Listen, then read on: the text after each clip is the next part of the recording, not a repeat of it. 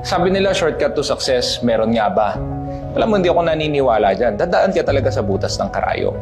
But if there is such a thing as the secret to a fast way to getting your dreams, lahat ng pangarap mo sa buhay, yung success na matagal mo nang hinahanap, it's through getting a mentor.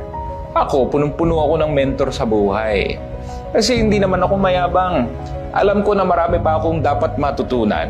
And it is through the insight of your mentor that you can get faster results. Kasi may nagtuturo sa'yo. O imagine mo, math. Sige nga, mathematics. Try mong aralin mag-isa. Kaya mo? Kung walang teacher na magtuturo sa'yo, napakatagal ng proseso. That is how important mentorship is. So humanap ka ng mentor sa buhay mo.